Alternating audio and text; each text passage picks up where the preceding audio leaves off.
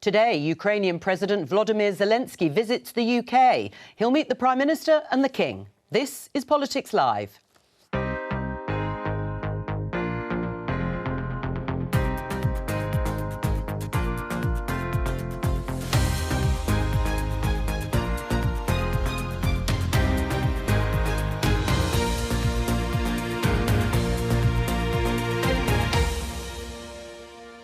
Joining me today, Conservative MP Alex Shelbrooke, the Labour Mayor of West Yorkshire, Tracy Brabin, former leader of the Scottish Labour Party, Kezia Dugdale, and Mo Hussein, a former advisor to the Conservative government. On the programme, Ukraine's President Zelensky has touched down in the UK. He'll meet the Prime Minister shortly and address Parliament later. Behind a public appearance of propriety and trustworthiness, you took monstrous advantage of women drawn into intimate relationships with you. Former Metropolitan Police Officer David Carrick will serve at least another 30 years in prison for his horrific crimes. But is it long enough? No new oil! No new oil! This sort of slow protest won't be banned after the government is defeated in the Lords. I think it's astonishing that we're proposing in this country the sort of thing that we would denounce if the Chinese Communist Party were doing it in Hong Kong. The government wants over 50s to fill vacancies in the workforce. This man tells us why he has no intention of returning to work. And live at noon, Rishi Sunak takes Prime Minister's questions with his newly reshuffled cabinet alongside him.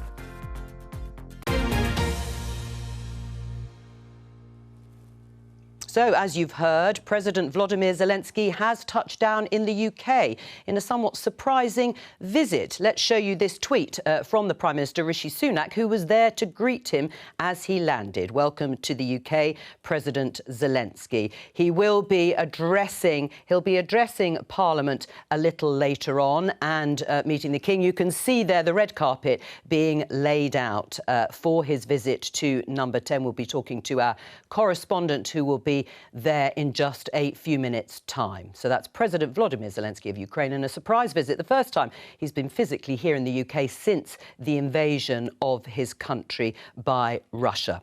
We're going to start, though, with this. The Daily Telegraph headline: Met Police rapist David Carrick's lenient sentence to be reviewed. Attorney General intervenes after predator police officer avoids whole life prison tariff. Yes, this is the story that the Attorney General, Victoria Prentice, is referring the case to what's called the unduly lenient sentencing scheme after receiving multiple requests. This is because David Carrick was sentenced to a minimum term of 32 years. He served 2 of those already on remand rather than a whole life term. What would you like to see happen? Whole life indeterminate term. I mean, look, we're dealing with what's fundamentally an evil individual, an exceptionally evil individual. And we have seen evil individuals get indeterminate sentences, and it's always because they've committed a murder. But what this man did to these women has destroyed their lives as much as any murderer would destroy somebody's life. And it is about not qualifying for that whole life term in terms of the horrific crimes he's committed, but as Alex said, not murdering somebody. Well, certainly the judge has done as much as she could. And I agree with Alex, that full life term seems appropriate. But the people that came forward, how brave of them. To call out a predator, sexual predator, hiding in plain sight in a police uniform. I think the sentencing review needs to happen at speed. Government have been sat on that. We need clarification about these cases. You can't have them individually being challenged. We need to have something in place that will reflect the seriousness of this situation. Do you agree with that, that there needs to be something in place to refer to all these kinds of cases, or they should be dealt with individually? I think you need the processes in place, but what's disturbing about this case is not necessarily the 30 years and the shortage of that sentence. It's the fact he committed these offences over 17 years and wasn't caught before now. And a serving police officer. A serving police officer, that is the most gratuitous abuse of power from one of the highest offices in the land. This is a guy who was policing the estate that people around this table walk every day that's supposed to be safe, and he's abusing that power. That's the shocking thing about this case. Mo? Yeah, I agree. He's one of the worst sex offenders in the country, and it's using his position where he's meant to be keeping people safe to do the worse than the opposite. It's the abuse of power, and I think looking at that collectively is something. We've already had the Wayne Couzens case, so there is a pattern, I'm afraid, emerging here that does need to be looked at again. All right. Well, we said that we would cover President Zelensky's visit. We're going to go to Downing Street now and talk to the BBC's political correspondent Leila Nathu. Leila, how important is this visit by the Ukrainian president? Well, I think it's hugely significant that President Zelensky is going to be here on UK soil. He is only his second trip outside of Ukraine since the invasion started, and the fact that he has chosen the UK to be his second destination is a sign of, I think, how highly he regards the UK in terms of importance as an ally. You've heard Rishi Sunak's words around this visit, describing it as an unbreakable friendship. It's hugely significant for him to be able to address both houses of Parliament in person, and I think a sign of his achievement in staying the course, if you like, in charge of Ukraine, being able to make this journey here under what is obviously intensely tight security. Is President Zelensky asking for anything specifically, do we know? Obviously continued support in the way UK and other countries have, and of course recent announcements about more tanks and military kit going out to help the effort there in Ukraine. But is there anything else? Well, I think the UK is keen to stress today that they are trying to step up support in terms of training for fighter pilots, for Marines, an immediate boost to military equipment.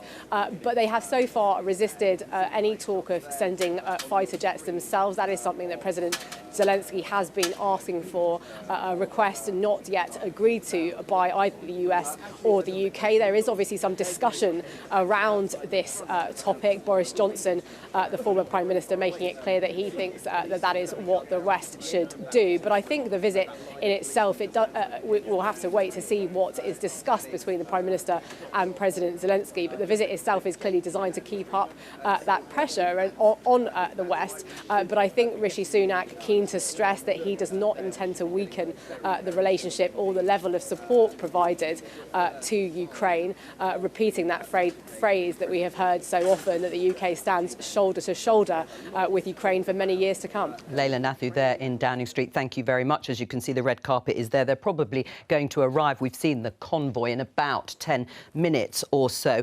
There is also an announcement that's come out of the Foreign Office about new sanctions targeting Putin's war machine and financial networks. I haven't had a chance to read through it, but the first line says new UK sanctions accelerate economic pressure on Russian military and Kremlin elites. That, of course, is also the other side of pressure being put on the Russian president. But what do you make of the visit?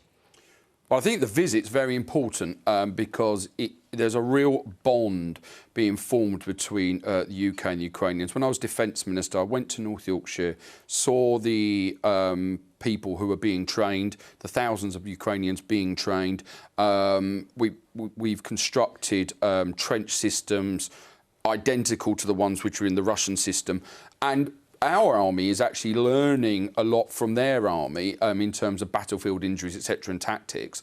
Some of the things being learnt for the First World War. And so I think there is a exceptionally close bond has now been built between the UK and the Ukrainians as a people. And I think that having that shown as the top leadership is very important as well. Right, as you know, President Zelensky would like more tanks, not just in the sort of tens, like hundreds of tanks to fight what they think could be a spring offensive from the Russians. What do you make of this visit in person to the UK? Well, this is a really important year. We've got to be solid, and we are shoulder to shoulder with Ukraine. It's really important that he's come. And also to just underscore our support. I know there's 700 Ukrainian families in West Yorkshire will be very pleased to see him, definitely. Yeah. And also the people that we've taken in. We've always been very warm, open-hearted in West Yorkshire, and we have a number of Ukrainian families. But I think it shows leadership. But, you know, we are side by side with Ukraine, and we need to destroy Putin. Right. I mean, has enough been done in terms of sanctions? I mean, I'm not asking you for specifics economic sanctions in that sense, but there have been complaints about the fact that the UK was slow to clamp down on money that was here illegitimately, as such, the flow of money from perhaps some of the Russian oligarchs and the regime. Now more sanctions are coming into play, but still the war goes on. It does, and Tracy's right, this is a big year because Putin is on the back foot. There is momentum there for Ukraine to do the work that they need to do, but they can't do that without the necessary resources. Sanctions are one part of the picture, but what President Zelensky is doing today is coming with the shopping list. And instead of a drip-drip approach to giving him the supplies he needs, we need a long-term plan to properly support Ukraine and to give them the weapons that they need. Right, a long-term plan, but he wants the stuff now, doesn't he, Mo? And there have been stories, we did one of them yesterday, about the fact that our defences may well be depleted as a result. Yeah, and that is a concern amongst the military. And I think him coming here is effectively him restating the case, because it's been going on for a year or so with the cost of living crisis that we're facing here, with the pressures on government spending. He needs to come and reflect to people again who are making the decisions why this is so important. I think we need to stick by the support we have given him so far and even upgrade that if we need to. And when you look at things like the integrated review that looked at defence, this was all done before there was a land war in Europe. So that does need to be considered again, and our approach going forward, including spending. Right. I mean, has it exposed the UK's frailties with its defence and defences? Well, I think that there's a certain irresponsibility in the people who are leaking these stories to the press, because you're effectively telling Putin what you think the situation is, and we know that he is he can go a long time because he doesn't care about his people, and I think that that's very important. But if you look at the trajectory, well, one of them is the Defence Secretary. I don't know if he's been leaking these stories. He's been very open about the fact that our defence. But he didn't. No, he's speaking specifically about making sure that the trajectory of armament that is in place remains, which is hundreds of tanks, future soldier, a lot of investment going in. In terms of saying whether supplies have been depleted, etc., is not a sensible course of action. The UK is supplying the weapons that Ukraine needs. This and is will they be our replaced? war. Will they be replaced? There is an industrial strategy in place to replace them. You must be as time worried about goes the on. US General last week saying that the United Kingdom Army was not the first-rate force it used to be. That must really concern you. It was the opinion of a US General which the Defence Department distanced themselves from, and people will make those. And it's a good headline, but look at the trajectory across our armed forces. We've got the most advanced Navy in Europe. We've got hundreds of F-35s coming. We lead on cyber defence and space, and we have a trajectory to recapitalise the army. So the Defence Department don't need more money? No, they do need more money, because that's all part of the strategy to go forward. And that's what the Defence Secretary has been very clear on, because he's saying we've got to have this money because we've got to go down the programme that is in place. Would you like to see Labour commit to higher spending? I mean, Liz Truss, the former Prime Minister, did commit to 3%. Obviously, she wasn't there long enough to enact it, but 3% of our economic output being spent on defence. Would you like Keir Starmer to match that? I think Keir Starmer has been really clear that if there's to be a change of government, and I hope that comes sooner than later, you won't be able to put a cigarette paper between the position of the Conservatives and Labour on commitment to supporting what's happening in Ukraine. So yes, that money needs to increase. Yes, the Ukrainian army need the resources that they are asking for, but it has to be done in a long-term concerted way, not just drip, drip, drip, requiring the ceremony that we're seeing today to get the attention required for those decisions to be taken. And I think we have that strategy in place, but it's not so much in Europe, and we've got a NATO Parliamentary Assembly meeting in a couple of weeks in Brussels. That will be at the fore of the discussion. Well, let me show you this headline in the Daily Mail. Chancellor Jeremy Hunt, of course the budget's coming up, is warned he risks making British squaddies cannon fodder unless he invests billions more in the army, as demands from top brass for more tanks and planes rise. Do you think they'll get it? Well, if you look at the briefing ahead of the budget, the answer would seem to be no, but often you see this happen and then there's a surprise or a bonus when it comes to the budget. So I think there may well be some movement on this. It may not be exactly what Ben Wallace and the MOD want, and it may be over a longer period of time. But I think looking again at the growing threats that we're now seeing, it's quite reasonable that our proportion of spend also increases on defence. Right. I mean, is that the right priority? Well, I would say that, of course, it's really important that we have a robust defence, but it's also the people that we are trusting. They're putting their lives on the line, and we've seen in the cost of living crisis that the way that they're expected to live as well, squaddies on camps, that some of the housing isn't fit for purpose, families are really struggling using food banks. We also have have to. It's not just about the tanks and the missiles. It's also about how we attract people into the armed forces. That it's a professional service. It's really vital, and we want the best of the best, and we won't at the moment if we don't value them and respect them. The only comment I can make on that was that when I was the procurement minister, I identified this and said it is an operational capability and that accommodation needs to be addressed now. It needs to be addressed quickly. I don't know now how my successor is taking that forward, but it was my priority when I was there because Tracy's absolutely outlined the problems and it is actually an operational capability. Just to go back to the US general that you mentioned, we don't know who it was. I think it was anonymous, the report that was given. But I think the words, and I paraphrase them, were about the UK no longer being did you say a top tier or fighting force? Yeah. I mean, is that just reality? I mean, I think it's absolutely wrong. Right. Sorry, I didn't know if Kazia wanted to come in. No, because I mean, maybe that's just the reality of. But if it's the perception of the United States that we don't have the capabilities that we used to, and they're our closest ally, and it's UK and the US that are leading the fight against Putin and trying to give the Ukrainians every bit of support that we need, we should listen really hard to that, whether it's a leak or otherwise. Agree, but it wasn't the view of the United States; it was a view of an anonymous general, and I think. Well, except General Sir Richard Sheriff has said here that we're vulnerable. Yep. More vulnerable than since the 1930s. And in terms of land forces, I think there is a huge amount to do. Right. But please don't dismiss how advanced our Navy is, how advanced our Air Force is, how advanced our cyber is. Britain's armed forces are not in the state that perhaps is painted, but there is a trajectory to recapitalise the army, and that needs the funding. And if Jeremy Hunt tries to stop that, I think there's going to be a hell of an argument on the backbenches. And I think that actually it is vital that all the Secretaries of State around the table that Ben Wallace is listening to because he's a calm, pragmatic man who knows what's needed. All right, we're going to talk about something different in just a few moments' time because we're going to talk about the hashtag #MeToo and a fallout, according to a report in the Sunday Times, that it's actually wrecking the lives of schoolboys. You may remember that in 2017, the hashtag #MeToo took off on social media. It provided a way, an outlet for women, particularly around the world, to publicise their experiences of sexual abuse or harassment. And in 2021, that movement reached schools, shared through a website called Everyone's Invited. Around 100,000 pupils published their anonymous allegations of sexual harassment and assault. This is the headline Hold on. We can now see President Zelensky with Prime Minister Rishi Sunak. They met when he landed, but here they are outside number 10.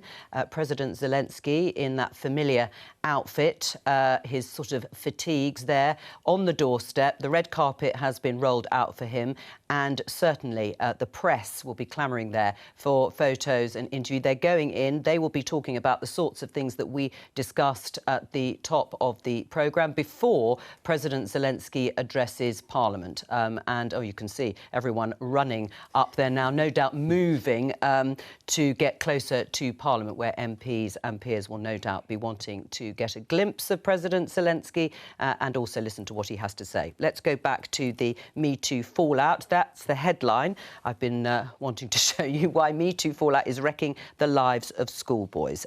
Let's talk to Julie Lynn Evans, a psychotherapist with 35 years' experience. She's concerned the movement has had an unintended backlash on teenage boys. Welcome to you, Julie. Why do you think that? Because the boys no longer really know what to do with themselves, how to do it, or which way to go, or what's right. They sort of slightly don't know what way's up. I mean, Everyone's Invited came in, and then came COVID. So then they were all stuck at home on their computer games and stuff like that, and they were watching too much porn. And I'm such an advocate of doing something to stop the damage that porn is doing. But they came out of lockdown. They came into this quite febrile atmosphere, and they found themselves accused of this and that, and not knowing how to relate or communicate with girls properly. And really, quite often, whatever they do is seen in a distorted and difficult way, so that boys suddenly are being packaged as bad and girls are being packaged as good. There's also a whole new load of safeguarding rules around at the moment, and if there's any idea that there's been some inappropriate sexual behaviour, headmasters have to act, otherwise the safeguarders and the social services come in. And instead of being able to treat some not appalling behaviour with common sense. It becomes very, very difficult for the boys to find a way through normal adolescent experimentation, flirting, partying, whatever. Yeah, so I mean, boys. Yes, I mean, it's interesting your words where you say these are normal adolescent experimental behaviour, and I'm sure COVID has had a big impact on preventing boys and girls perhaps navigating relationships in their teenage years. But what are the sorts of things you're hearing from teenage boys when they come and see you? Gosh, many things. But I also like to put in context, before that, I was mostly dealing with girls, and I heard the appalling things that girls were suffering from. So this is a dual problem. It isn't both. It isn't one's good and one's bad. It's not great everywhere, and we need to do something about it. But what am I hearing? I'm hearing of an accusation of rape, where a boy went up to a place where the coats were being kept at a party, and the girl's boyfriend walked in, and so her way of getting out of it was to accuse him of rape, and it just went on into the police, and he was picked up by armed uniformed police officers outside his school, and had to spend a night in a holding cell. Yeah, OK. Let's try not to make it too specific in case of anyone being identified. I mean, I can see what you're saying about the scale here, that there is a big difference between behaviour that strays into serious sexual assault or allegations of and rape, and what you might call something that is clumsy, maybe inappropriate, is clumsy. Are you saying that boys are being tarred with the same brush, whatever it is they're doing? Absolutely, and I mean, the story has been over many papers, and I've looked at the comments, and some of the comments are, boys are frightened to get into taxis with girls, particularly if the girls are quite drunk. And there's a lot of heavy drinking still goes on in order to sort of cope with going to parties. And boys are frightened to get into taxis. They're frightened to be in rooms alone. They're frightened of saying the wrong thing, because at any moment they can be outed on a social media chat and be named and blamed and shamed, and they're feeling that they don't know how to put one foot in front of the other. They don't know how to do a chat-up line in a pub. They don't know how to move forward in normal heterosexual discourse with the girls. Right. I mean, people will say that there was a really big problem that needed to be addressed, and maybe boys just have to learn a little more sophisticatedly how to deal with these situations when they arise. Well, I would agree with that, but I don't want to blame the boys. I want to blame the pornography, which I've been fighting against since 2016-15, and people will not address it. That needs addressing. What are all the phones doing, and all the WhatsApps and no time for processing needs addressing. Parents need to teach, but they need to see what's out there before they can teach. All right, Julie, yes. Sorry, finish your sentence. I apologise. Go on. It needs addressing, but not by blaming the boys for being bad. All right, well, on that point, that's a good point to get the rest of the panel in, but Julie, please stay with us. I mean, is that what's happened here, that #MeToo heralded much more openness and transparency, and a feeling that a lot of girls and women could come forward with genuine allegations and claims of having been, harassed, sexually assaulted, perhaps even raped? But that the flip side has meant that there's been a blame culture on boys, a sort of blanket blame culture on boys in the way that perhaps we've heard from Julie.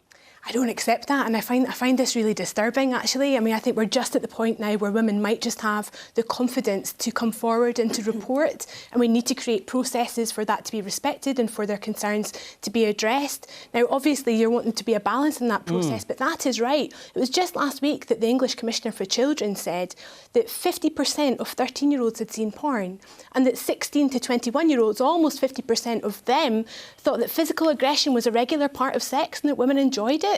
What boys are consuming online, from Andrew Tate to YouTube videos to access to porn, that's the issue. These online harms are the issue. That's the thing that needs to be seriously addressed. I mean, do you think, Alec, there is a difficulty for boys, particularly with COVID, having followed these movements, that they don't know quite how to navigate the sort of sexual relations between girls and boys? Well, I think that's certainly true, and I think I agree with every word Kezia's just said.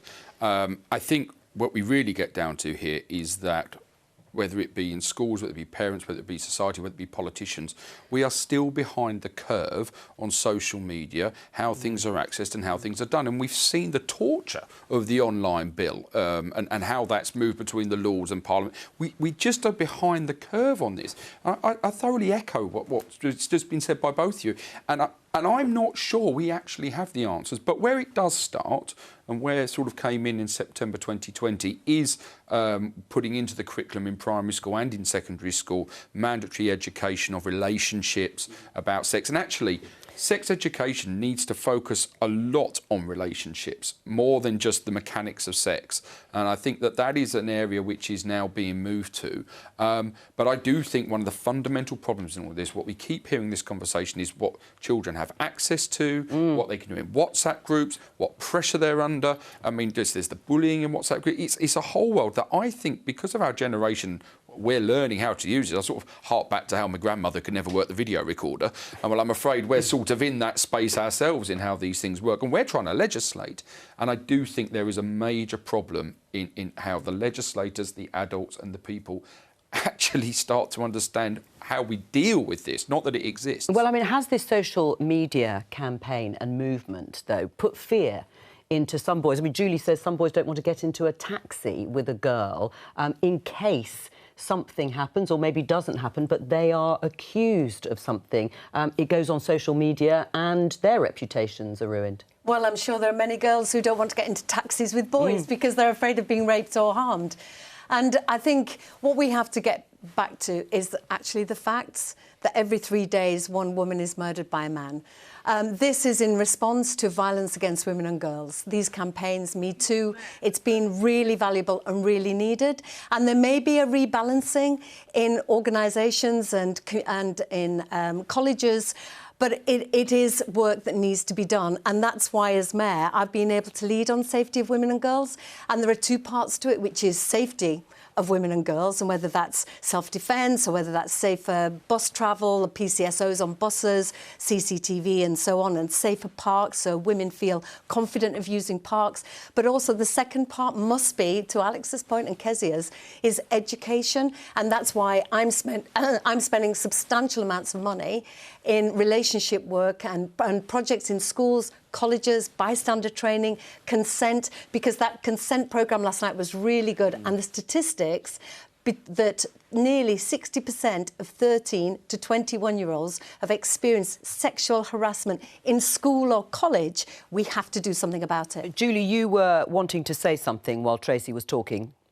Yes, I completely agree. I mean, in fact, if you listen, we're all saying exactly the same thing, but something is missing. Many more men are murdered than women, many more, 60% more. And many more men and boys commit suicide. So while this needs to happen, and as I've said, I've spent years on doing really unattractive stuff for what's been happening to girls in schools, it's becoming so polarised that we're forgetting that the young babies who we celebrate when they're born, something is happening so that by the time they're 14, we're saying, you know, there's something wrong with them. There isn't anything wrong with them necessarily. There's a lot of wrong with quite a lot of their actions, but there's something wrong with us, is what we're allowing. And we need to have some legislation and we need to... If I may just say that the men and boys are part of the solution, that they are going to help us. They're going to be allies. Yeah. Faced with this challenge, and we have to support them to do the right thing. And your point about violence against men and boys, absolutely. But the violence against women and girls is perpetrated mainly by men. The violence against men and boys is mainly perpetrated by men. So we do have a problem in our society that has to have innovation, new ideas, working with partners, a public health approach to tackle what seems to be in the too difficult box. Julie? I completely agree with you. I mean, again, you know, I'm listening. We are all saying exactly the same thing. No, we're not all saying exactly the same thing. But yes, I take your point, Julie. I'm being facetious here. Would you like to say anything, Mo? Yeah, I mean, I think, you know, teenage boys are not a homogenous group, but there's lots of teenage boys who know what's right and what's wrong, what's acceptable, what isn't. It does go back to education as well, giving kids, both girls and boys, the building blocks of healthy, respectful relationships is key. But I don't think this is about Me Too. Me Too has done amazing things to shine a light on these issues, to make offenders more accountable, to bring back past issues that people didn't feel comfortable talking about before. And I think that has been a really important step. And I would also add that, yes, there may be false reporting, but we should have investigations, we should have a justice system. There are probably more people who are still not reporting anything because they're still too scared to. So this is by no means a resolved situation at all. Julie Lynn Evans, thank you very much for joining us today. We're going to talk about the government's public order bill, or protest bill for shorthand. It was defeated, or the government was defeated 3 times in the Lords last night. So the bill is suffering quite serious setbacks after key aspects were rejected. Includes things like slow marching that has been used by some of the environmental groups, and also powers for the police to stop and search people if they are in the area of a proposed march. Let's have a listen to the Tory peer, Chris Patten, from last night. If the Chinese Communist Party, through its quisling administration in Hong Kong, was introducing a piece of legislation like this, we would denounce it. The Foreign Office would denounce it. It would be in their 6-monthly report about the things that have been attacks on freedom of speech and attacks on freedom in Hong Kong, and we would all cheer. I think it's astonishing that we're proposing in this country the sort of thing that we would denounce if the Chinese Communist Party were doing it in Hong Kong. Alec, do you agree with Chris Patten? Sensation is claptrap. I mean, we are not banning the right to protest. We are banning the fact that protesters destroy other people's lives by not working through the normal processes of how you do a protest. And we've seen all sorts of things when the roads have been blocked and how it happens. The right to protest still exists. I've been on protests. I did one on Parliament Square when we had the anti-Semitism issue, and I took part in that. The right to protest is not going. What Lord Patten is basically saying is that Communist China would not allow protests, and we're doing the same thing. That is an absolute distortion of this bill. Right, he might say that actually it's about the aspects that were defeated, which, as I say, is about this slow marching, police stopping and searching people without suspicion in an area where a protest is underway or expected. Or is Alec right? There does need to be something done about Just Stop Oil and the protests and disruption it causes. Well, the police aren't calling for this. They don't desperately need these extra powers, where a journalist who is covering a march could be stopped and searched. Or if you have a noisy demonstration outside your local library, police could potentially come and stop and search it. It is an absurd overreaction. And in West Yorkshire, we have tackled big protests, and we don't need these extra measures per se. And I think it's about listening to partners and not grabbing their headlines about how we can be more draconian than actually wise words, I thought, from Lord Patten, than China. But I think one of the problems the police have had when the roads have been blocked is where the line between the civil offence and the statutory offence has taken place. And I think that the bill helps clear that up for them. I mean, Tracy, I can't remember now whether you here or not, but I mean, just in the local area when roads have been blocked, this place has been gridlocked. And there's a hospital over the road, and I've walked and seen ambulances not going anywhere, stuck up at the roundabout just up the road. And it wasn't given any warning about. There is still, look, we've seen huge protests have taken place. Protests from, the Me Too movement, and Black Lives Matter. I mean, all of these protests happened, but they were in a controlled circumstance. They were big protests. But there has to be a line between being able to protest, show what's going on, but shutting the M25 or gridlocking a city on particular areas. I think the police needed a more defined role on that. My point is that the police have been handling these protests only when the injunctions country. were done, separate injunctions. To have it cleared up in statute between a civil and an offence, I think is important to keep things moving. But the how idea do you change the laws unless you have the right to protest? And as someone back in the day who protested at Greenham Common, I understand that right, that coming together. You will be able to protest, of course. This is yes, about... of course, but that sort of passion and that but can I just, original type what did you do protest. when you protested at Greenham Common? Were you protesting around there, or did you block all the roads, etc., or did you show your strength to protest? Look, I'm 47 now. I was a kid at the time. I remember the Greenham Common protest. It had an impact. It's something ingrained in the childhood. It was on the news. And that right of protest still exists. I think the question is, do the police desperately need these extra powers? And the answer is no. Right, let me just show you this tweet from Greg Hans, who is the new party chairman, replacing Nadeem Zahawi. It took a little bit of time to put someone in post. He said, tonight in the Lords, Labour has voted against our new protest powers for police. The British people don't like seeing their daily life brought to a standstill in the way Alec has outlined by a tiny minority using extreme tactics. What do you make of what Greg Hans has said? Is Labour in the wrong place on this? No, I think Labour were trying to help you do your job as a journalist and allow you to report from a protest. The government were trying to ban protests on current issues of debate. They were trying to extend such powers that the police have, which in the current environment around public attitudes towards the police, I think would be deeply unpopular. So I think this is an egregious abuse of power. It's really unpopular with the public because I think the public want to hear their voice heard in the current environment. The idea that you couldn't debate issues that are of current relevance outside the Parliament across the road from here is a complete anathema to most people. It's a fundamental part of a functioning democracy is the right to protest, and the way that we do that innovates with the times. And of course, the law has to adjust to that, but we have a right to protest, it evolves, and it must be protected. What about the rights of most people who are law-abiding to go about their daily lives without serious disruption, which is what we've seen, where roads are being closed, where ambulances can't get through, property being vandalised? If the means of protest is changing, then I think the government is right to look again, because you have to balance the right to protest with the right of everybody else who is just trying to get on with their lives. So I agree with that, but look at the details of the bill. So one of the aspects were about banning orders. So I support the idea that you might ban somebody from a protest who has committed a civil offence in the past from attending any future protests. What I don't think you should do is blanket ban people from attending protests just because you suspect they might have some sort of climate change banner in their bag, which they now have an extra power to go and check to see if you have in the first place.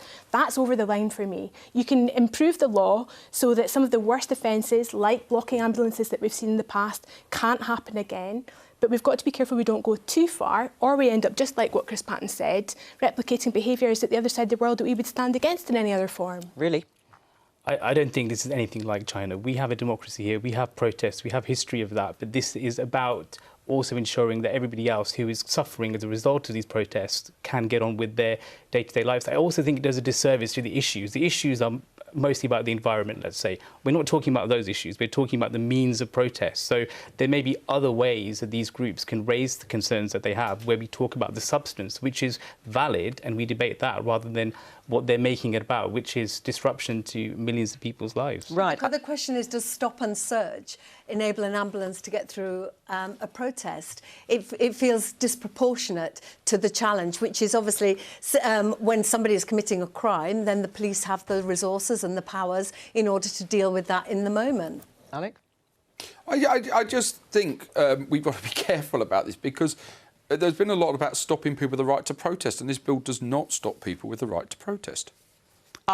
At that moment, you've paused. Just at the right moment, we can see President Zelensky and some of his colleagues there coming out of number 10 Downing Street. I've slightly lost track of time, how long he was actually in there with Rishi Sunak, no doubt discussing ongoing military support. We think it's about 15-20 minutes, so quite a lengthy discussion there. And now, no doubt, making their way from Downing Street, just a short drive away, for first of all, Prime Minister's questions, after which at some point President Zelensky will no doubt be addressing Parliament. That's a big moment, obviously, here in Westminster and in the way we discussed. Of course, Rishi Sunak will be making his way to the House of Commons chamber in just over 5 minutes' time for his weekly question and answer session with Keir Starmer, the leader of the Labour Party. We will bring you any more information and pictures, in fact, from this slightly surprise visit from the Ukrainian president. Before we do, though, The Independent, this headline: MPs should get medals and bigger payoffs. Kezia's laughing there, says report. Exit payments compare poorly with other countries, says cross-party group of MPs. Now, this is a review that's been carried out. I think it's gone to the Speaker, Sir Lindsay Hall, whom we'll also see in a few minutes' time, as to what happens to MPs in terms of any payoff or payout that they get if they lose their seat. We've had a lot of elections, of course, over the last few years. Lose your seat and lose your job. What do you think should happen? They are saying we should be more generous. Well, I think the report's been put together by a set of cross-party people. I've not read it, so I don't know what it says. But the overall principle is one of MPs aren't. They want to stand again. They want to represent. They may lose. That's democracy. They're not looking for jobs in that meantime. And actually, the statistics show it's quite difficult for MPs, former MPs, to get jobs afterwards, even those who have been in ministerial office, if they've just been booted out by the electorate on their ear. There are those who can make early announcements and plan things forward. So I think... You're in favour of I've not read the report. Well, I've not read the report. No, I agree. The principle of it is having a principle, look at cross-party and going to the Speaker about what the situation is as a whole. What do you think? So there is an issue here about how you attract and retain the best people to stand in Parliament across the political spectrum, unquestionably so. But what an exercise in shooting yourself in the foot, that you do all the serious work and then you come up with an idea like giving MPs a medal when you leave. I think that's probably the payoff a bit... is like the timing of saying you're going to give somebody a payoff in a cost of living crisis. Exactly. Well, all of that to one side. There is a really serious issue here about, in the current political environment, how we attract the best people to stand for Parliament. We take that really seriously at the John Smith Centre. We want people to turn towards politics, to play an active part in it, to be part of shaping the future of their country.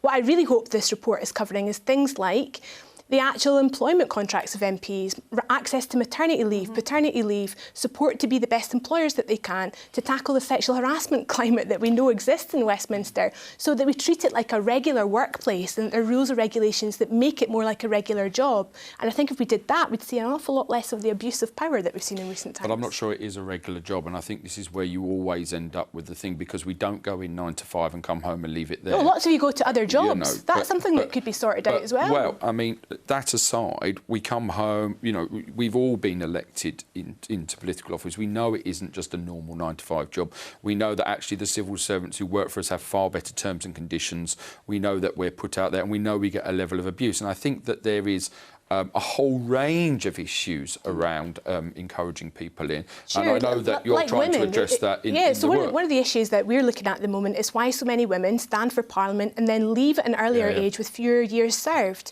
If we want to have a Parliament that looks like the country it seeks to represent, let's get serious about why that is.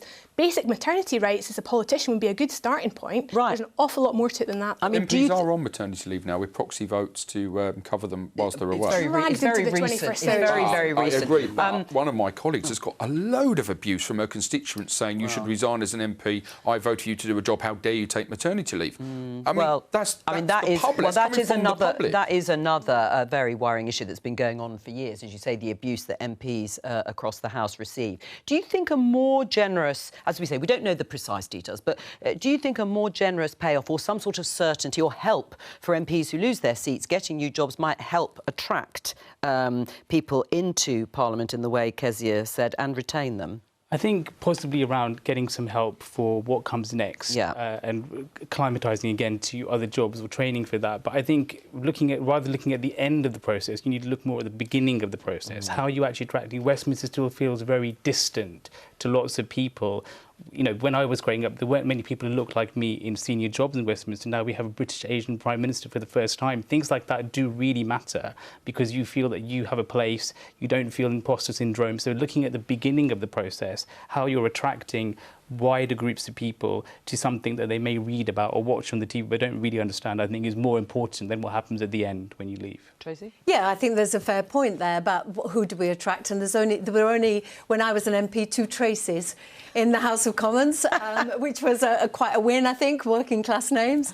But I think it's also about public service. Why do people become MPs? Because they want to serve the public. It isn't about a career step forward. It isn't about I'll just feather my nest and then I'll be able to get loads of consultancies when I leave. But I think there is something to be said for better terms and conditions and also support when you change direction. But having spent 3 decades as a freelancer, let me tell you, in the original gig economy as an actor, you do go from job to job. And so maybe I was hardwired to it. But I would say there are definitely great, exciting careers in local government and in devolution and all the many mayors that we're going to see across the country. So if you're leaving as a Member of Parliament, become a mayor. It's a fantastic job. Let's have a look inside the chamber. Chris Heaton-Harris, there he is, taking questions, no doubt, on Northern Ireland. Sitting there behind me, you can see the Prime Minister has taken his seat after having a 20-minute or so chat with Volodymyr Zelensky, the Ukrainian president. Just very briefly, we're holding on. Oh, I think this might be it. Prime Minister's questions. Sir Lindsay Hoyle directing there. We might just dip into the Commons and let's have a listen to what he's saying. Has informed me that he has indicated to His Majesty the King that he intends to surrender his patent as Clerk of the House in the autumn, to allow him to take up the role of Master of St Catherine's College, Cambridge. There will be an opportunity, much nearer the time, for honourable members to pay tribute to the outgoing clerk. Well, there is some, it sounds like somebody, a member of the staff and the clerk, leaving. Sir Lindsay Hoyle, obviously filling the House with the relevant information. We'll come back to my guest for just a moment, because it might be a minute or so to Prime Minister's questions. Just show you this headline in the Financial Times. Treasury bans capital spending by Michael Gove's Whitehall department, which is of levelling up. That sounds a little bit bizarre if Michael Gove, who is supposed to be levelling... Oh! Back into the Commons. Mr. Speaker, I'm delighted that President Zelensky is here in the United Kingdom today. It is a testament to the unbreakable friendship between our two countries, and I'm proud that we are expanding the training for Ukrainian forces to include jet pilots and Marines, and ensure that Ukraine has a military able to defend its interests today and into the future. Mr. Speaker, this morning I had meetings with ministerial colleagues and others. In addition to my duties in this House, I shall have further such meetings later today. Slava Ukraini. President Zelensky, we salute you. This year, the start will be made to the rebuild of Kettering General Hospital. Northamptonshire Police will reach 1,500 police officers, the highest number ever in its history, and Kettering is set to become one of the best connected towns for ultra-fast broadband in the whole country, thanks to City Fibre's investment. Together with the Prime Minister's pledge to halve inflation and tackle the NHS backlogs, isn't it time to tackle head-on the doom and gloom peddled by those who want this country to fail? And to be far more optimistic about the many good things happening in Kettering and across the country. Well, my honourable friend is absolutely right, and I'm glad to hear of all the successes in his constituency, especially the redevelopment of Kettering General Hospital, something I know my honourable friend has been campaigning on tirelessly for years. But he's right, this government will continue to focus on delivering the country's priorities. Leader of the Opposition, Keir Starmer. Thank you, Mr. Speaker. Over 11,000 people have died as a result of the devastating earthquake in Turkey and Syria, and that number is sadly rising. And I know many families here in the UK will be anxiously awaiting news. I'm sure I speak for the whole House in saying our hearts go out to each and every victim and their families, and we must do all we can to support the rescue and recovery efforts. Mr. Speaker, this House is honoured to be addressed today by President Zelensky. From the outset of the war, he has symbolised the heroism, the resolve and the bravery of his people. The Prime Minister and I joined this House together in 2015. We've lived through important moments in our domestic and international politics. But none of those experiences compares to the pain and suffering of the people of Ukraine. Does the Prime Minister agree with me that right across this House it is vital that we all continue to stand together in full support of Ukraine? Prime Minister.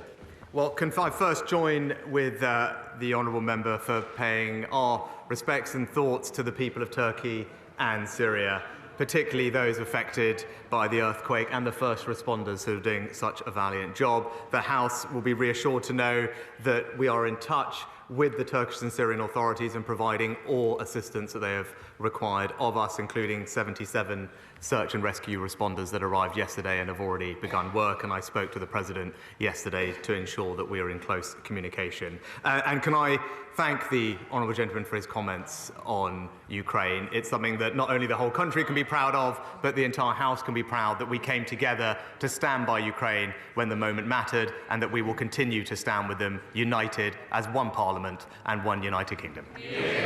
Just for the record, he is the Right Honourable Keir Starmer. Thank you, Mr. Speaker, and I thank the Prime Minister for that answer, because every time Putin has been appeased, he's been back for more. And so does the Prime Minister agree with me that across this House we must speak with one voice and say this terrible conflict must end with the defeat of Putin in Ukraine? Mr. Speaker, our objective remains to ensure a Ukrainian victory in this conflict. Vladimir Putin's aggression cannot be seen in any way to have been successful, and that's why we have accelerated and increased our support militarily for Ukraine this year. It's a decision that I took as Prime Minister. Today we are going even further, not just having provided Challenger tanks and being one of the first countries to do so, which catalysed the provision of tanks from other nations as well, but also today to move to start training Ukrainian Marines in the advanced capabilities they will need to mount further offensive, but also to train their pilots on advanced combat aircraft. So the House can be reassured we will continue to support Ukraine to ensure decisive military victory on the battlefield this year. Keir Starmer. Mr. Speaker, can I welcome the additional support the Prime Minister has outlined today? I've had the privilege, I'm sure he has, of seeing firsthand the brilliant work our military is doing in Salisbury to train Ukrainians in defending themselves. We all support this work and the UK's role in the international drive to ensure that Ukraine has the weapons and the technology required to defend herself.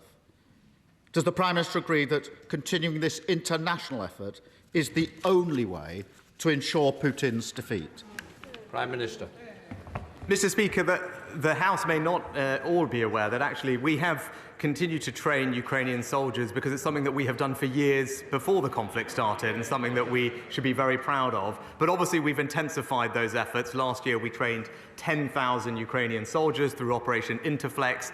This year the Defence Secretary announced that last year we'll be training 20,000 Ukrainian soldiers in addition to the Marines and Air Force pilots that I mentioned earlier. But the Right Honourable Gentleman is right to highlight this has been an international effort. One thing that is a mark of UK leadership in this particular area is that around a dozen other countries have all come here to the UK to take part in our training programmes to support Ukrainian soldiers.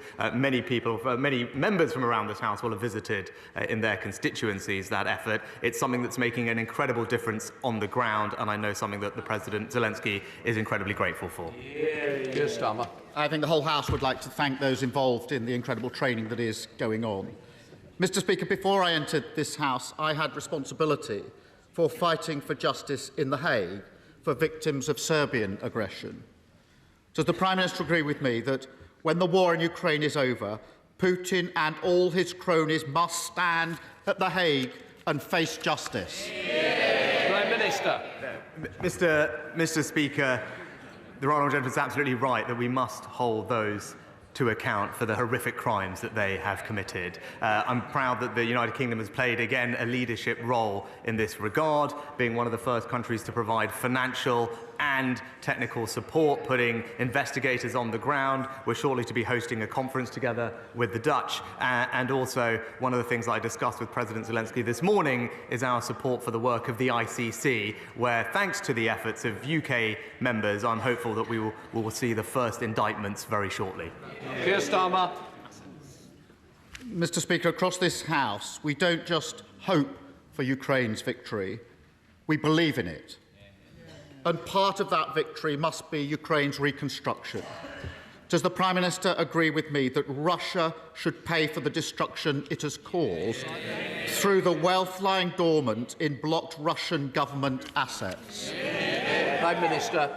Mr. Speaker, we are the third largest humanitarian and economic donor to Ukraine, 1.4 billion of support that we have provided through direct grant assistance and guarantees at multilateral lending organisations. And again, the House will remember we took a lead in imposing economic sanctions on Russian entities, including individuals and state-sanctioned assets. We've ensured the provision of funds here will be put in a foundation for reconstruction in Ukraine, and we are currently working with international partners through the legal process to use those assets to fund Ukrainian reconstruction. Of course, that's something that we all want to see, and we're working with our partners to achieve that.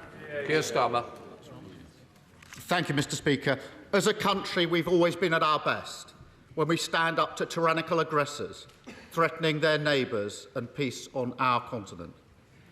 That's why the Labour Party helped found NATO, and why our commitment to NATO is as unshakable today as it was back then. Does the Prime Minister agree with me that whatever differences we may have, no matter what difficulties we face as a country, we in this House have a duty to stand on the shoulders of giants who came before us and support Ukraine's fight for freedom, liberty and victory? Prime Minister. Well, Mr. Speaker, we remain the leading European ally in NATO, as we always have done. We continue to increase funding in our armed forces by £24 billion at the last spending review to ensure that we maintain not just our NATO obligation to spend 2% of our GDP on defence, but also we participate in every NATO operation and remain the leading nation when it comes to contributions to NATO's Rapid Response Force and the NATO Readiness Initiative. But I join with the right honourable gentleman in saying that this House and this country will stand united with Ukraine until we ensure the defeat of Vladimir Putin's unprovoked, unsanctioned aggression, and that we will make sure that Ukraine is not only victorious, but that we bring peace to its people. Thank you, Mr. Speaker. The Global Combat Air Programme, including Team Tempest, is vital for UK national security and for the world-class aerospace cluster we've got in Lancashire, with many businesses in Burnley and Padiham. This aircraft will protect UK skies, give the RAF the tools it needs for the future, and deepen our relationship with allies like Japan and Italy.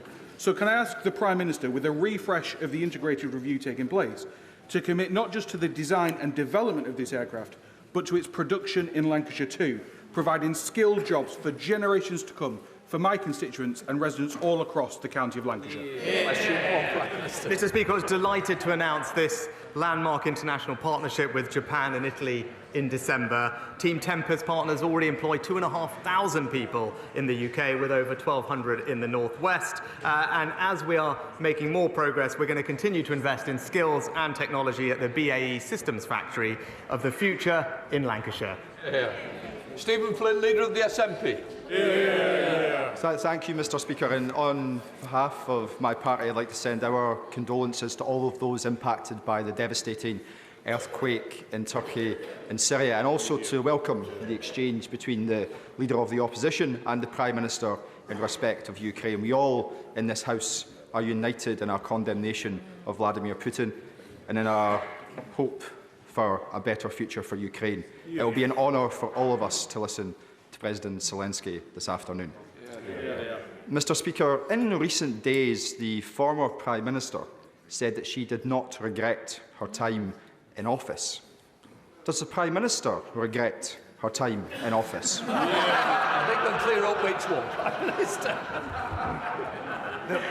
Mr.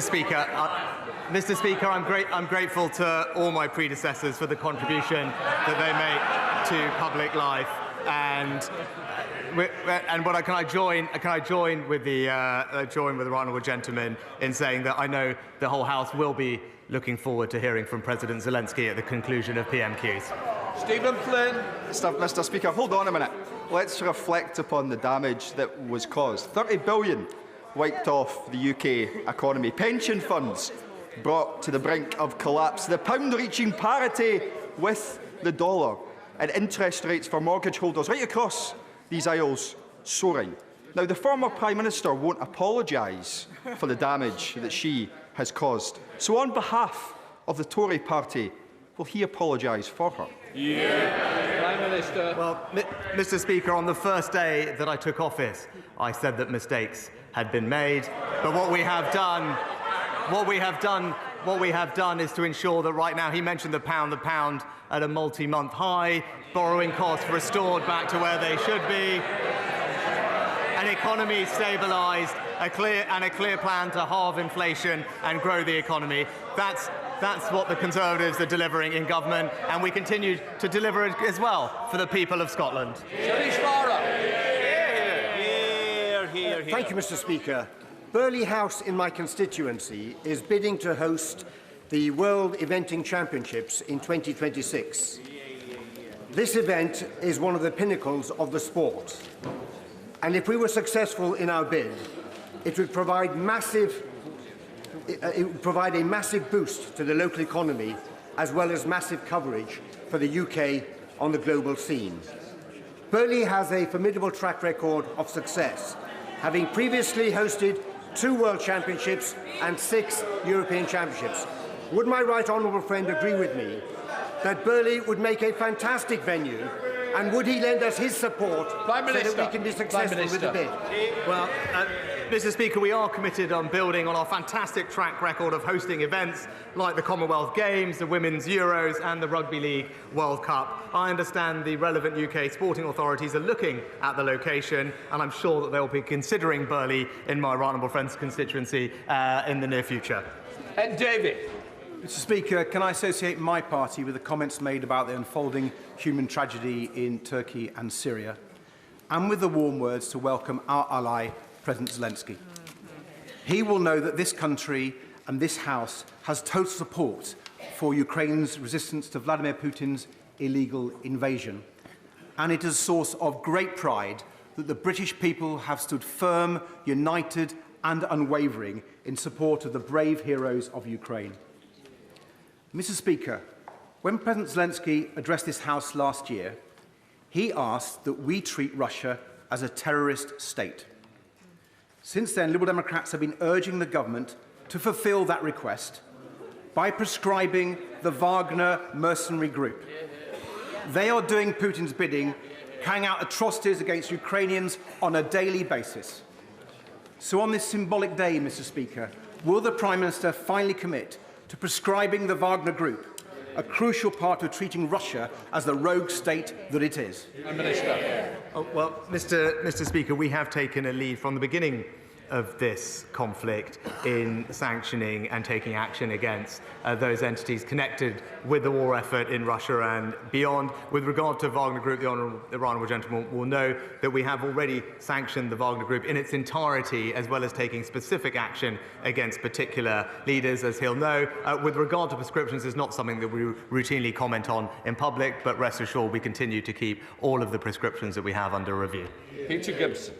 Thank you, Mr. Speaker. 22 years ago this month, a good friend of mine died from AIDS. Had he been tested for HIV, I am confident that with the medical advances we have made, he would still be alive today. As my right honourable friend will know, this week is HIV testing, and I welcome the government's ambitions to end new infections by 2030. Can I ask my right honourable friend to thank the Terence Higgins Trust for their incredible work? And will he look to extend opt-out HIV testing to more areas of high prevalence so that we can help discover more undiagnosed cases? Prime Minister. Well, can I thank my honourable friend for his incredibly thoughtful question and express my sympathies to him on the loss of his friend, and join him in paying tribute to the work of the Terence Higgins Trust, as I know the whole House will also join me in doing. They do fantastic work, and I look forward to talking to my honourable friend about what more we can do to spread HIV testing and prevent more people from needlessly suffering. Dave Dugan. Thank you, Mr. Speaker. The UK Government's fiscally illiterate electricity generator levy will choke off billions from future investments in renewable energy projects, the kind of projects that my Angus constituency excels at delivering. This investment will find its way to more favourable jurisdictions, putting thousands of green jobs in Scotland and our energy transition at risk. So will the Prime Minister commit to scrapping this environmentally and economically damaging tax, or will he instead instead confirm that he and this latest Chancellor know the price of everything and the value of nothing.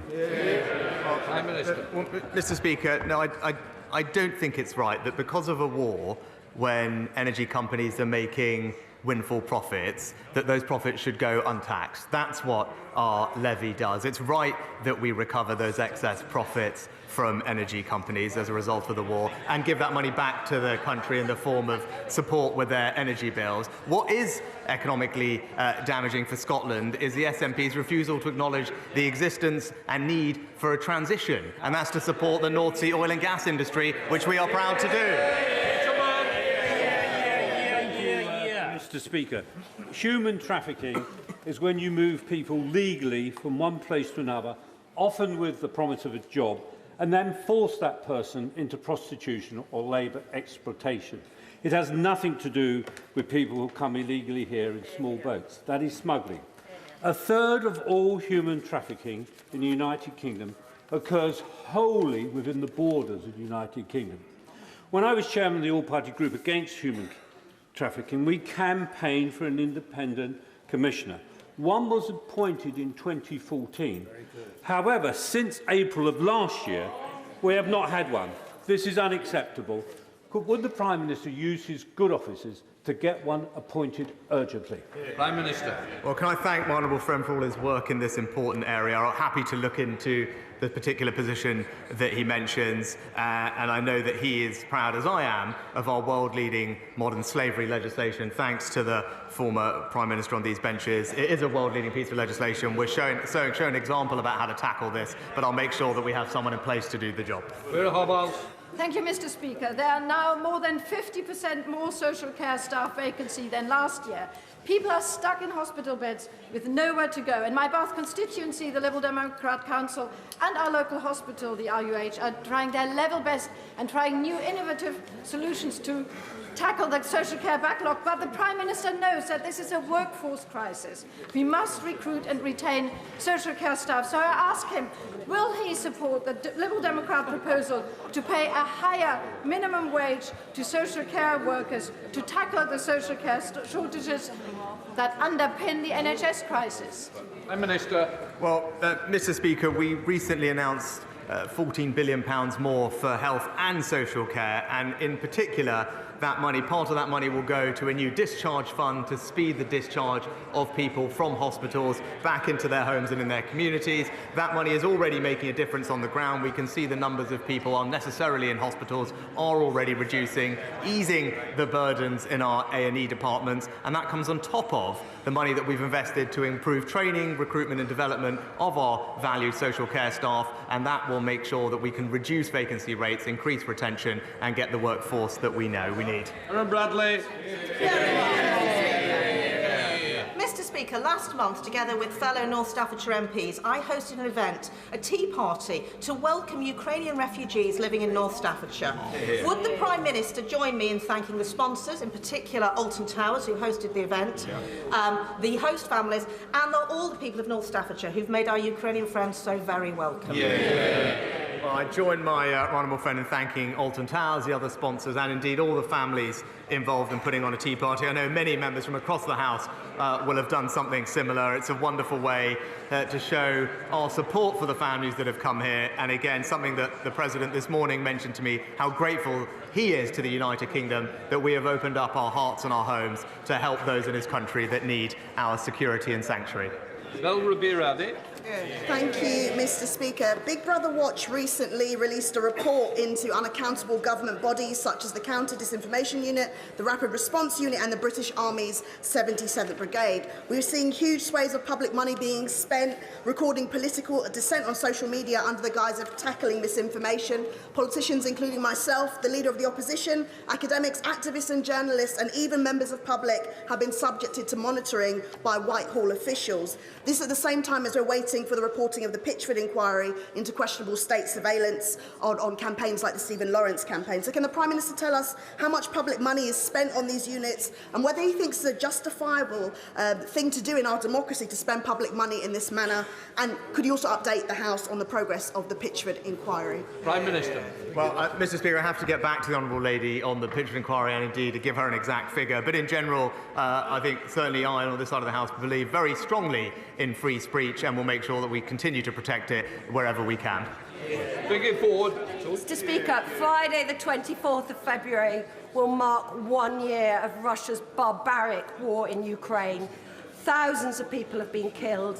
Over 1,000 children have been killed or injured. So will my right honourable friend, the Prime Minister, call for a national minute of silence on that day so that all across the United Kingdom, the people here can show their unending support for the people of Ukraine? Minister. Well, can I thank my honourable friend for all the work that she has done in her previous roles to ensure that we provide appropriate support to those in Ukraine. I thank her very much for her suggestion. I'm sure it's something that we are considering as we speak, and there will be many other ways that we can mark that moment, not least as an international community continuing to show united condemnation and isolation of Russia. Terry McCarthy. This week, Mr. Speaker, is Children's Mental Health Week.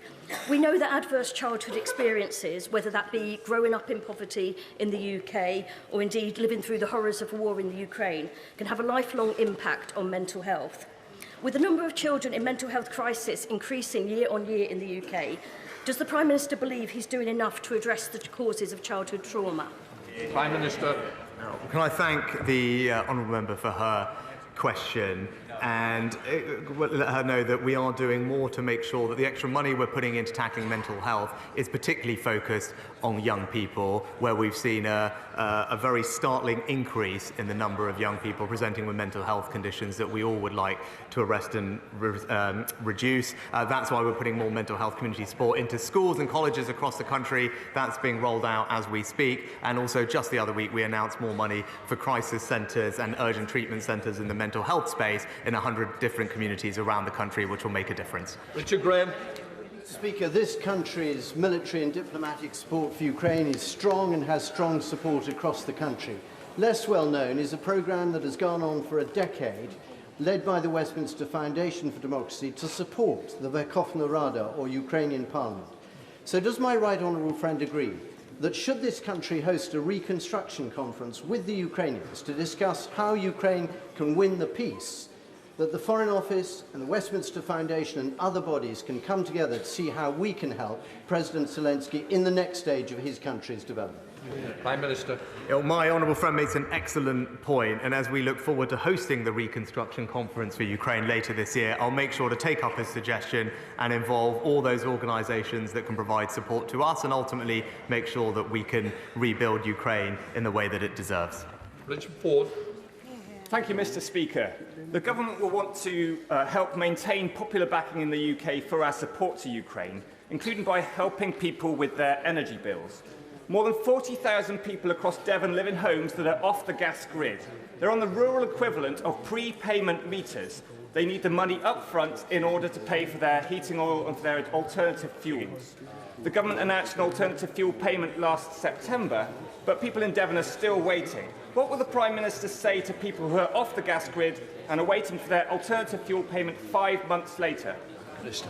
Well, Mr. Speaker, we specifically considered people who are off the gas grid when designing the energy support schemes that we put in place, which is why the bulk of the support was delivered to those who had electricity meters to ensure it reached people like he mentioned, including many of my own rural constituents as well. That money should be getting to them. I'll make sure that it moves as quickly as possible. But we also put in place the local household support fund to provide discretionary funding that local councils can give to those households who are most in need. Dr. Kieran Mullen.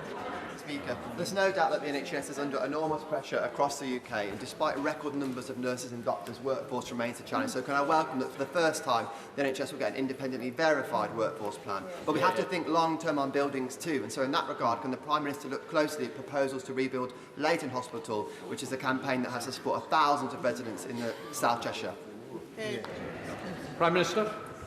Well, Mr. Speaker, I know that Leighton Hospital has been allocated over £44 million to address some of the immediate issues at that site, but I also know that the honourable friend is keen to ensure continued investment in his local hospital, and I know that the Department for Health are looking at more hospitals to join the new hospital programme, and I'm sure that they will have heard what he said, indeed the voices of his constituents too. Liz Twist. Mr. Speaker, bus services are vital to our communities for work, for health, for school and for socialising. But in a matter of days, the buses that millions depend on will face another crisis with the ending of the bus recovery grant, and predicted cuts of 15 to 20% in mileage would be devastating for people across my constituency and others. Will the Prime Minister commit to extending the bus recovery grant so that communities in my constituency and many others are not left isolated? And will he ask the Transport Secretary to meet with me to discuss this issue? Prime Minister. Well, Mr. Speaker, we recognise the vital importance of buses in our local communities, and that's why we're well on the way to fulfilling our commitment to invest £3 billion over this Parliament in our bus transformation, and that includes funding for local councils to subsidise unprofitable routes through the Bus Services Operators Grant, and recent money to help cap operator fares at £2 through the spring. And of course, we always continue to see how we can support bus services in the long term. Mr. Speaker, would my right honourable friend agree that apprenticeships, such as those offered by the excellent South Essex College in Leigh-on-Sea, which I visited on Monday for National Apprenticeship Week, are a great pathway into work? Mr. Speaker, I completely agree with my honourable friend and pay tribute to her local college, particularly in National Apprenticeship Week. And I know something that we discussed just in Cabinet yesterday, we also have the country's first Education Secretary who herself was an apprentice, and it's something we're proud of. Thank you, Mr. Speaker. Mr. Speaker, can I join the Prime Minister and the Leader of the Opposition in their condolences to the victims of the devastating earthquake in Turkey and Syria? Can I also reiterate my thanks to the Foreign Secretary for the speed of the initial UK response? Mr. Speaker, but as we enter the third day of the earthquake, the bitter cold, unforgiving weather means that the likelihood of pulling more survivors from the rubble becomes less and less likely, and the immediate humanitarian impact is devastating. So can I ask the Prime Minister when we can expect an announcement on what further aid his government will commit to relief efforts, and what discussions he is having with his international counterparts to ensure our response meets the scale of this crisis? Prime Minister. Can I thank the honourable lady for her question and join her in paying tribute to the Foreign Secretary for the work that he's doing. So I spoke to President Erdogan yesterday to reiterate our commitment to provide Turkey with what support they need. Right now, that is search and rescue. She's right, we are in that vital window at the beginning of a situation like this, which is why our search and rescue teams are on the ground providing that assistance. The Foreign Secretary is also speaking to his counterpart at the United Nations to ensure that the humanitarian support that we can provide is well targeted.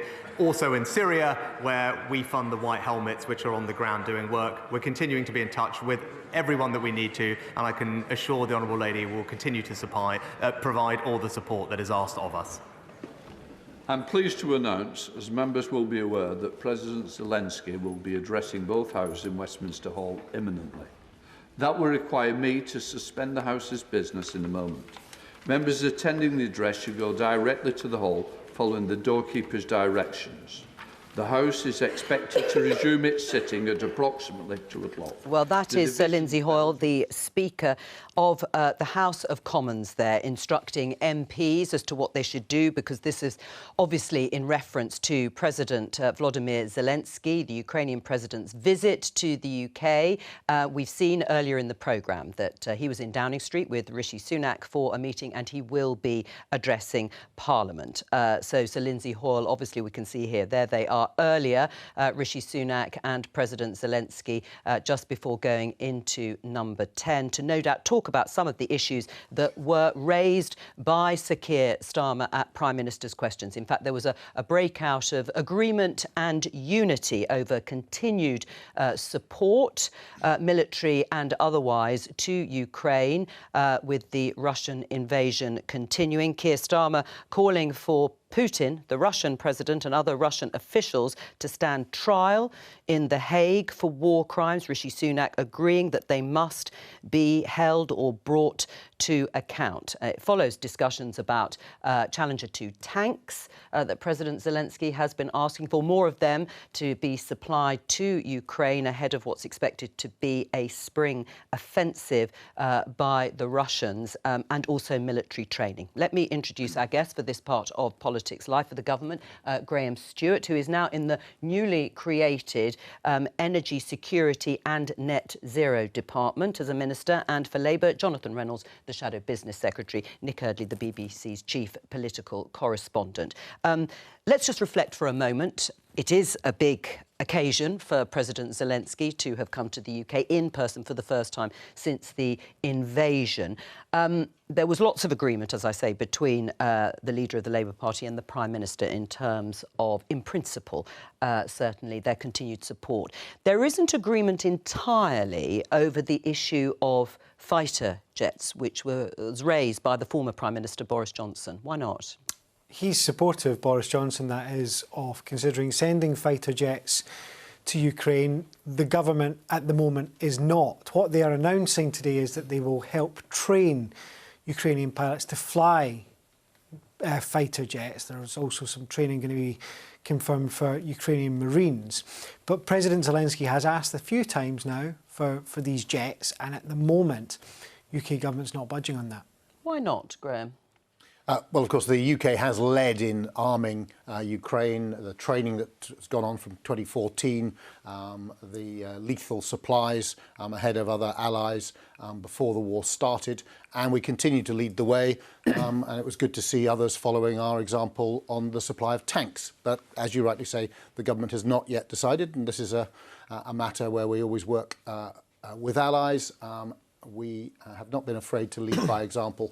But we also have to make sure that we support Ukraine in the most effective way for them, and a way which doesn't escalate what is already a very dangerous European war. Well, that's an important point about not wanting to escalate things. But the sort of language that was used by Sir Keir Starmer, the Labour leader, is about making sure that our commitment lasts until Putin is defeated and the Ukrainians are victorious. Will that mean having to send higher level jets, fighter jets, to help win this war? It means we shouldn't rule anything out. And the message that we need to send to the Russian regime is that we in the UK and in the West will not allow Russia to win. And if they continue with the war, if they continue with the kind of mobilisations that we've seen, we will supply Ukraine with what is necessary for their victory. And I think the proportionality of that, in terms of the ramp up of the support that Ukraine has received, there is already, I think, a trajectory we can say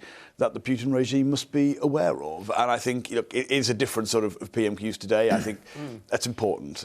There's a time for the domestic knockabout. I think Graham and I can do that when required. But today, particularly for an international audience, to see this visit take place, to see the complete unity, Labour Conservative, but also Liberal SNP in the House of Commons, that is important, and that is the message that needed to go out. And you're right, that was clearly demonstrated today in the House, and no doubt will continue throughout the day. There is another important issue related to this, because as you will know, Graham Stewart, there has been some discussion about whether or not the land war in Ukraine has exposed, to some extent, a lack of spending and investment on our defences here, over and above and perhaps predating the military equipment and training that we have been sending out to Ukraine. General Sir Richard Sheriff, the former Deputy Supreme Allied Commander at NATO, has written a pretty excoriating article in recent days saying that we are more vulnerable than at any time since the 1930s. We no longer have the troops, the kit or the ammunition to defend ourselves. And he says the British Army couldn't even deploy a division with the capability to fight a war within 6 months. He blames successive Conservative governments.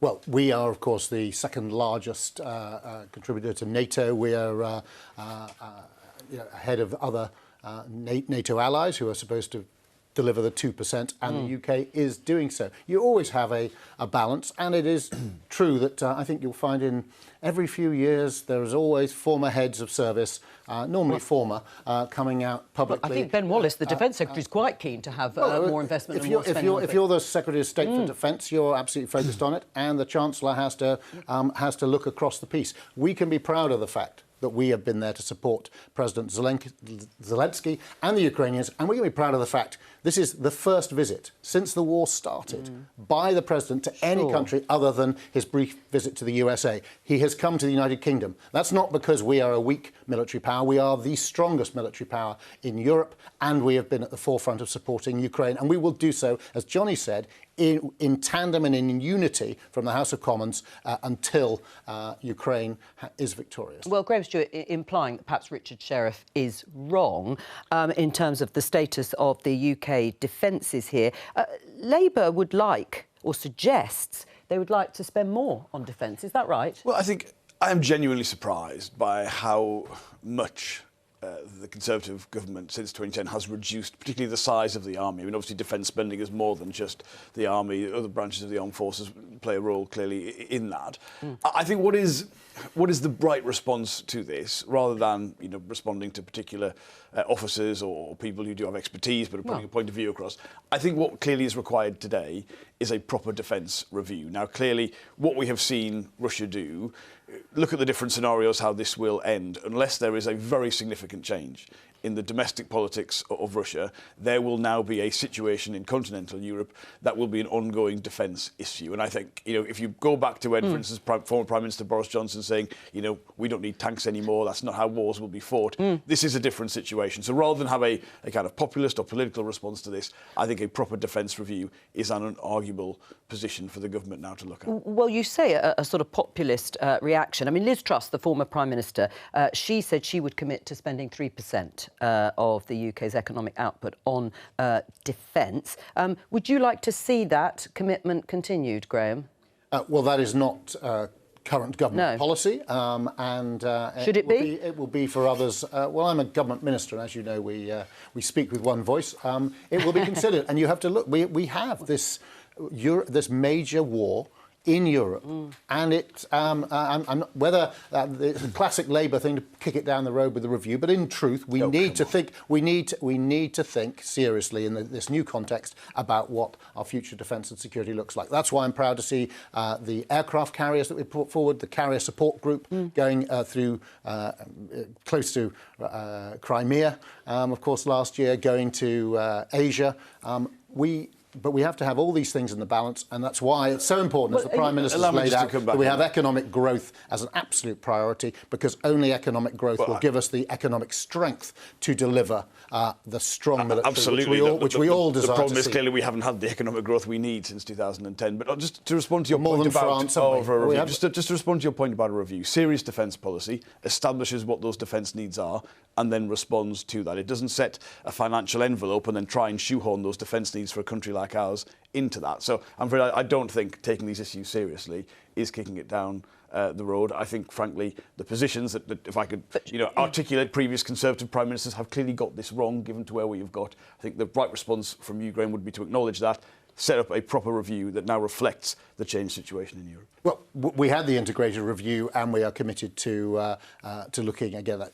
Constantly, you have to look at changing threats, and Ben Wallace has been clear all along that what we do must match our assessment of threats at a given time. Should we spend more on defence than we currently do? Well, the one bit I will agree on, Graham, with is you can't simply say, would you like to spend more? Because the economy, because any aspect of public services and the armed forces included in that, the fact is we have had since 2010 very poor economic growth, appalling productivity, wages. Someone who wanted Jeremy Corbyn to be Prime Minister just a couple of years ago. What you'd find is Boris Johnson did want a strong UK defence. Of course, lots of things he didn't deliver, because that's Boris Johnson. So if you want to go back through the things, the fact is there is no doubt, until the economic performance of the UK improves, you cannot make pledges, whether it's the armed forces or the NHS or any aspect of it, unless you can switch spending to it. But the correct position is not to look at what you can spend and then shoehorn your defence posture into that, is to work out that serious assessment, hard-headed assessment of where those defence needs lie. And as a country, national defence should be and always must be a priority. I wonder what that would have looked like under Jeremy Corbyn Corbyn, Johnny, who you were supporting. I wonder what it's looked Minister. like since 2010. I mean, look, you've got to acknowledge and be accountable for your own record in government, and simply I'm proud saying of the fact what would have happened over here. That is not an acceptable response to these really serious and important issues. Right, on that, what about putting taxes up, which is what the SNP actually suggests, to pay for public services? Would you put taxes up further than they are at the moment? Well, that's obviously a matter for the Chancellor, but you don't tax your way to prosperity. Labour have tried it again and again and again. It's always failed, which is why every Labour government, unfortunately, has ended with higher unemployment at the end than it had at the beginning. In 2010, we saw a 40% rise in youth unemployment over the period of the Labour government. So if you want to have higher unemployment, you want economic dysfunction, and you want high taxes, then you should vote Labour. If you want a dynamic let's just economy, acknowledge, you Graham, that shouldn't. the taxes are at a historical level under a Conservative government, and that they're at that historical high level because your economic growth has been poor. And so do you want to cut taxes then? I think that the burden of taxation, particularly things like business rates and how they impact the economy, is something we would like to reduce, but we'll always identify alternative sources of revenue to do that. So we would, for instance, raise the threshold for small business rates relief, but we'd increase the digital services tax to do that. I do think, by the way, to try and pretend somehow, Graham, this is a dynamic, successful economic government. I mean, look, whether it's Liz Truss or whether it's the CBI... We've got nearly full employment. Because there's so many people economically inactive. I mean, that's... People see through it. Even Conservatives don't object to the fact you've got to do better on the economy. The argument is over how you do it. But to try and pretend everything is strong and performing as it should do right now... Well, look, I just don't think that's a lot stronger than it was under Labour. All right. Unemployment is down. Well, that's absolutely untrue. Let me interject and bring in Nick Eardley on this story. We were going to do it actually just before Prime Minister's questions, but we ran out of time. The headline in the Financial Times that says Treasury reportedly banning capital spending on infrastructure projects, for example, by Michael Gove's Whitehall department, which is the Department for Levelling Up. Now, you would have thought that's what that department was all about. What is the story here? Well, previously, Michael Gove's department could spend up to £30 million on individual infrastructure projects without going to the Treasury for permission.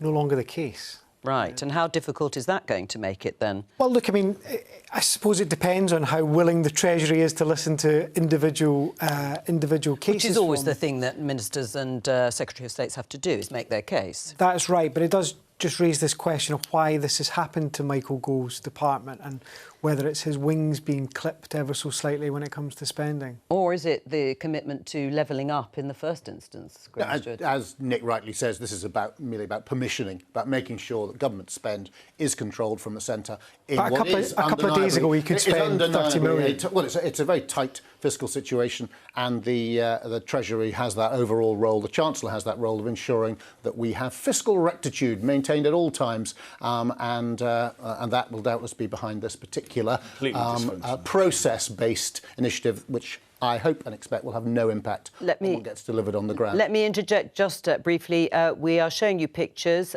We think of the motorcade, President Zelensky's motorcade, making its way through Westminster to Parliament, where at some point he will be addressing MPs and peers following his arrival in the UK earlier today. Yes, what do you make of that in terms of Michael Gove's Levelling Up department? I mean, this is their flagship domestic policy, this levelling up. It took several years to even have a white paper for them to find what it means, and it's clearly over. I mean, you can see... Over? Well, if it ever existed, I think that would be the question. The fact that you have a story like this, I mean, you couldn't ask for a sort of more evidential base for the Treasury ruling out any aspirations Michael Gove had in this area. I mean, levelling up, by the way, cannot be what the government have, which is this pot of money, and council sort of bid into it like the Hunger Games for a bit of money here or there.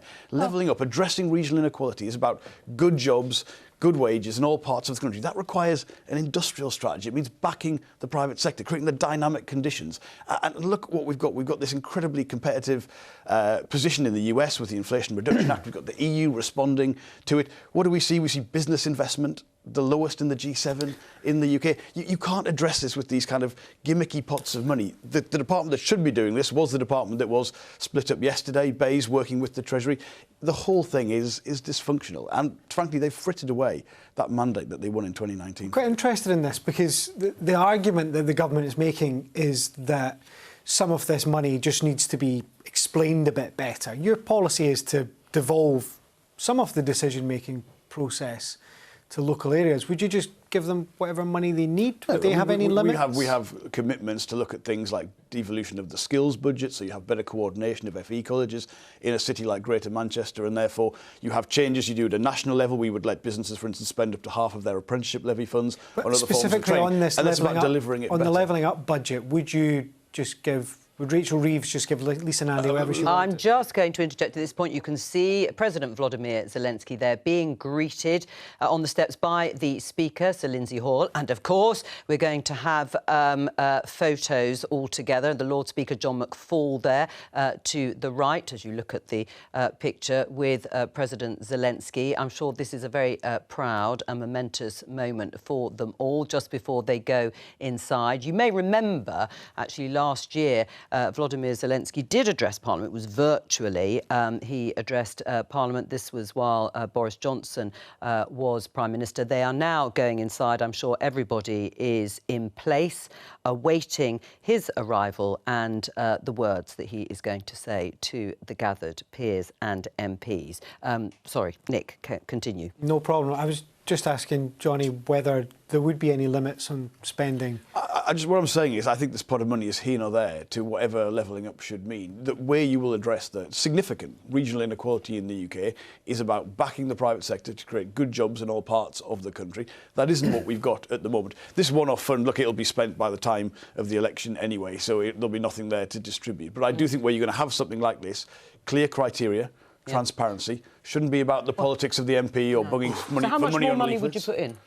I don't think this fund has any future in it. The point about industrial strategy is not just about spending money, although we have to be competitive. It's things like regulation, things like planning. I mean, if you're opening, for instance, an offshore wind farm today, you probably had it licensed 13 years ago. You've got to connect to the national grid and have a regulation. That's what industrial strategy should do. I was nodding off. Yes, I could hear you sign. I mean, it seems to me, and I would say this as the Energy Minister, I mean, what's going to unleash levelling up for the long term? Actually, we have this remarkable opportunity. We see it with the West Coast cluster, HyNet, for hydrogen carbon capture. Again, on the East Coast, we're looking at revolutionising our energy system, the amazing offshore wind, which, of course, has been transformed under the Conservatives. Under Labour, it was less than 8% of our electricity came from renewables. Now it's well over 40. It's all about unlocking that. And if we can have one of the most, if not the leading and most efficient energy system in Europe, that's what we're building for the future. That is what's going to. That's what's going to help. That's exactly what is going to help reindustrialise the north. It's not happening. And we saw in that survey the other day, the UK is only behind China and the US in attractiveness. Why isn't the money coming? That's my question for you. I'm going to interject just once more because we're showing our viewers pictures from inside the rather beautiful, impressive Westminster Hall. As you can see, everyone is gathered there waiting. It looks like the sun is streaming through the windows there at the end. Oh, Rishi Sunak and Keir Starmer talking animatedly together there at the front. They don't get that many opportunities to meet, apart from across the dispatch box, of course, on PMQs. And you'll be able to watch the proceedings in full on BBC News after this programme, so probably from about 1 o'clock onwards. We'll leave that image with you while we talk about something else. We'll move on from levelling up for a moment because the Chancellor, Jeremy Hunt, said getting over 50s back to work, as he said in this Times headline, over 50s need to get off the golf course. What a pointed headline that is. A major part of his plans to address persistent labour shortages. The number of over 50s not working has jumped from 37,000 to 308,000 since 2020, according to the Office for National Statistics. We're now joined by David Rawsthorne, who is 60 years old now. Hope you don't mind me saying your age, but it helps with this particular topic, and decided to retire when he was 58. Why did you decide to retire early, David? Well, actually, I got made redundant from my role working in the tourism sector. And when I looked around at the options for going back to work, nothing sufficiently appealed. For me, fortunately, it's not just about the money. It's also about job satisfaction. It's about doing something useful. And I wasn't able to find anything that really appealed enough for me to go back to work. So I've reprioritised my life and I'm focused more on, dare I say it, ticking off items on my bucket list. Sounds great. It is. I mean, I live on the south coast in a very small coastal town. It's bright and sunny here today, and I went for a walk along the seafront at 8:30 this morning, and it's very, very pleasant. So why should I want to go back to work to all the hassle and all the aggro and not feeling part of the work community? Well, we've got a minister here, Graham Stewart. Graham, why don't you try and persuade David, since that is the sort of government's drive, to go back into the workforce? Well, I'm the same age as David, so I'm 60, and I love my work. And he identified one of the fundamental drivers, as well as paying the bills. You need something that gives you satisfaction, a sense of purpose, and that sort of thing. So I'm sorry that your review, David, didn't find anything, but you seem like someone of enormous talent. And I would hope, and the government, led by the Chancellor and others, very much wants to make sure we have the right incentives in place. So while people, it's a free country, and people should be able to organise their lives and their finances as they see fit. But we need to look at this because of the numbers of people following David's example. What more can we do to make it more attractive? And we'll do the work on that. And I hope then David may find a job which fits in perfectly with his lifestyle, his obvious array of talents, and allow him to go back to work if he so chooses. What would those incentives look like to you, David? What might persuade you to go back? Well, in all honesty, it's not about the money per se. It's about feeling wanted, feeling appreciated, and making a direct contribution. So if there are organisations out there who want older people who have got a lot of experience, a lot of knowledge, people who have been through, like myself, the economic cycle, 2 or 3 times from boom to bust and boom to bust again, we have a great deal to offer. One of the problems that we've got, though, is that we feel disadvantaged by the fact that, if you like, technology has passed us by. Yes, we can use Zoom. Yes, we know all about social media, all that sort of stuff. Yes, we can use apps on our smartphones. But the problem is a lot of businesses now use a great deal of sort of specialist technology within their businesses.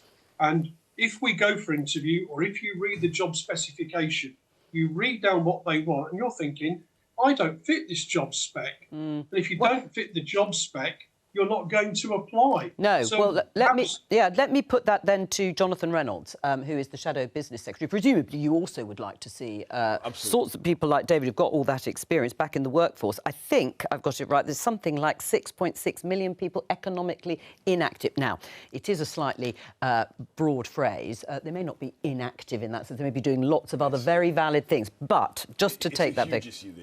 And the reason, for being frank, the employment rate looks high is because that number of economically inactive people has gone up by so much.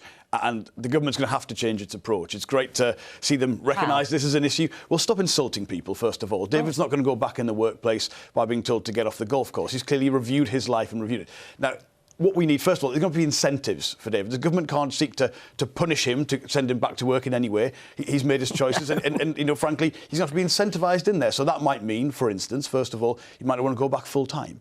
You might want to have some greater balance in terms of working from home. One of the many business secretaries I've shadowed in the last year, Jacob Rees-Mogg, seemed to dedicate his only real mission in the job was insulting people who wanted to work from home. You're going to have to move on. Job Centre Plus cannot just be about what a lot of people unfortunately see it as. It's quite a place associated with quite punitive interventions and sanctions. It should be about tailored support. David should go in there and they could say, look, what do you need? Are those the obstacles? And the framework that enables that are things like those changes I mentioned to the apprenticeship levy. Because David probably doesn't need an apprenticeship, but he might need some level of skills and training, more flexibility for that to be spent in that way. Might be the answer there. Right. What about tax breaks? I mean, I know David is saying it's not about sort of financial issues per se, but would tax breaks work? Well, you look at nudges across the piece, don't you? I mean, that's as a possibility.